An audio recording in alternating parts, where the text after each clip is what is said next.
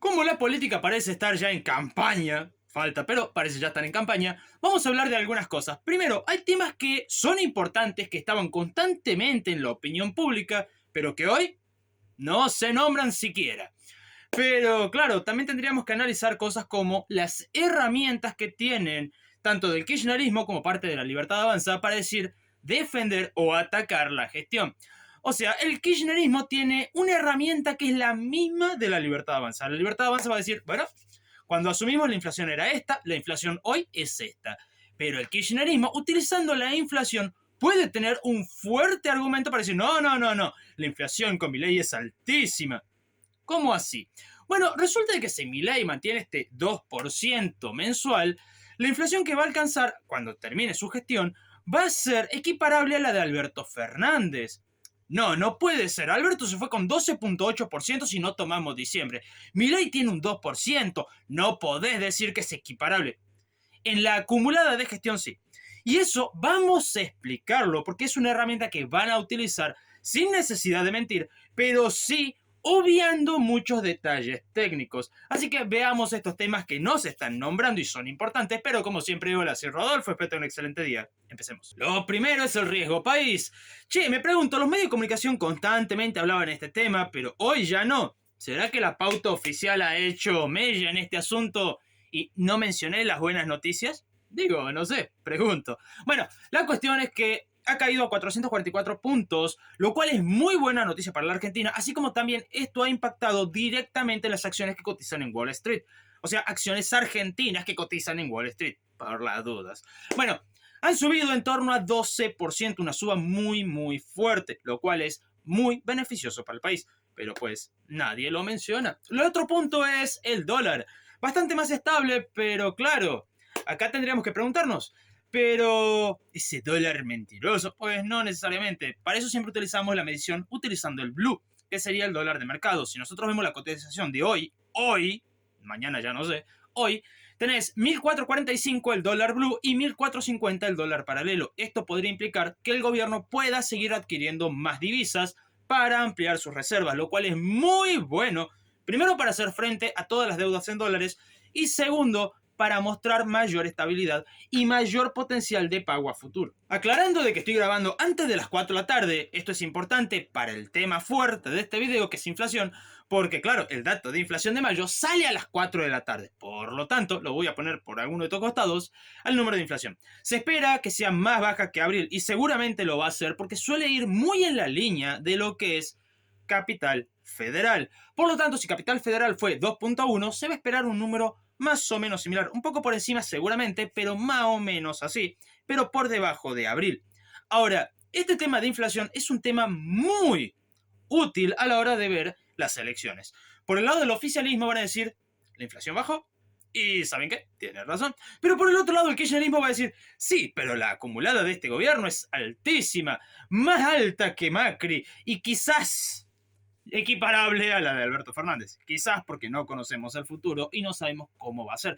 Pero ¿por qué esto es así? Y empecemos por lo primero, y es más inflación que la acumulada de Macri, el gobierno nacional lo va a tener, quiera o no quiera. Llegar a los límites de Alberto Fernández, difícil, pero también puede llegar. Pero claro, acá vienen varias cuestiones. Primero, la inflación final de Alberto Fernández no va a ser igual que la inflación final de Milei. Eso es inevitablemente cierto.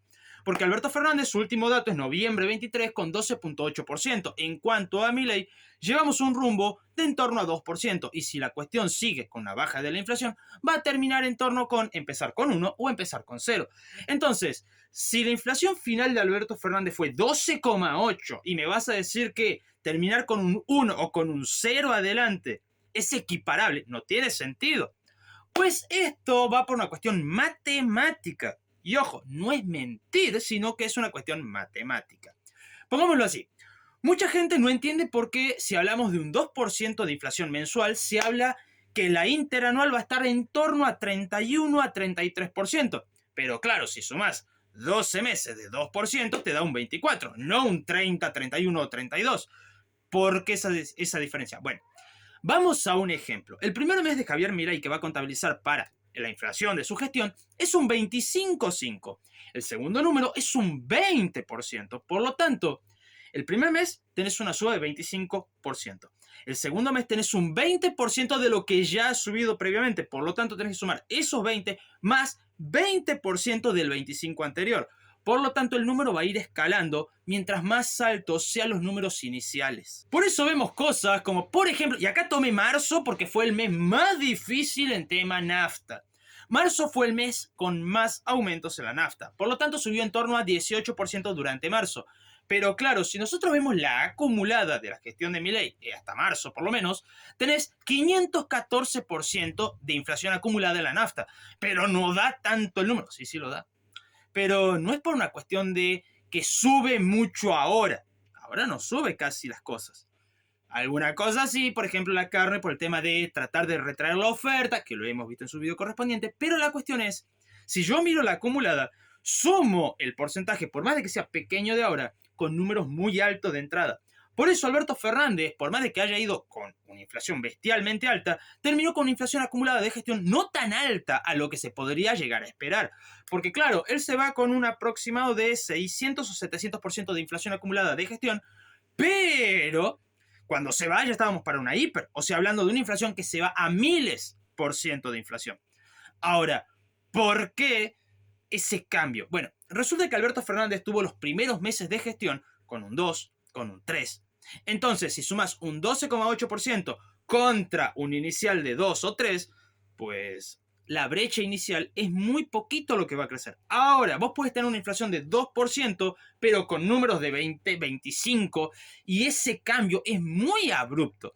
Por eso es que la inflación acumulada de Milei va a ser realmente alta. Y este video seguramente fue muy distinto a lo acostumbrado, pero tiene una razón de ser. Primero, no tenía ganas de grabar y es la verdad, pero me puse a pensar y el kirchnerismo no se va a tomar descanso. ¿Por qué me lo tengo que tomar yo?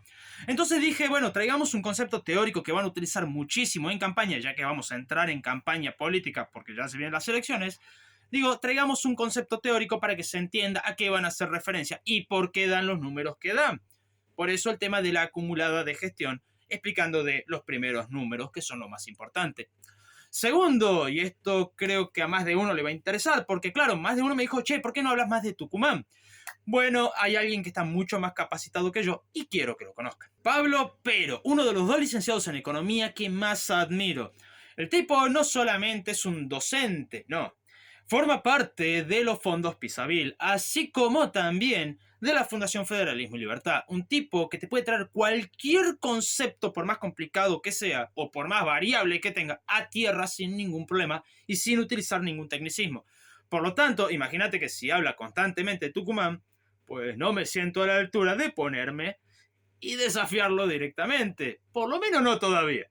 Todavía no. Ya el tiempo lo dirá. Pero a eso es a lo que voy. Ese es el motivo por el cual no hablo tanto de Tucumán, porque ya tiene alguien que hable y sea realmente bueno en esto. Así que bueno, cerremos mi video para mostrarles el video de él. Si te gustó, no olvides suscribirte, dejar tu comentario y si querés ayudar más al canal, puedes ver la descripción para ver cómo hacerlo. Muchísimas gracias a los miembros y los dejo con el profe. Estuve viendo unos currículos muy buenos y quiero contratar 2 trabajadores. Perfecto, entonces me tenés que pagar. ¿Para cómo que te tengo que pagar? Sí, el impuesto a la salud pública. Pero, ¿vos me estás cobrando por contratar gente? Claro. ¿Para qué no es que Tucumán tiene un 50% de la fuerza laboral en negro? Ajá. Entonces habría que hacer más fácil la contratación de trabajadores. Nah. ¿No? Mal hoyo. A ver si entiendo bien. Yo pago el sueldo, pago las cargas sociales, pago los riesgos laborales, pago la indemnización, llegado el caso. Y además, el impuesto para la salud pública.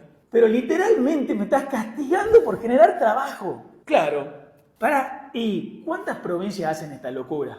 6 provincias. ¿Y Tucumán tiene la alícuota más alta? Ojo, Tucumán, la segunda más alta.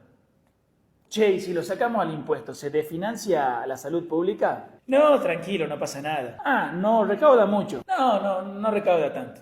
Entonces lo podríamos sacar. Nah. Para entonces, a ver si entiendo. Tenemos alta informalidad laboral. Este impuesto recauda menos del 1%. Tenemos la segunda alícuota más alta. Falta trabajo en Tucumán. Y aún así, seguimos cobrando este impuesto por contratar trabajadores. Sí, exactamente.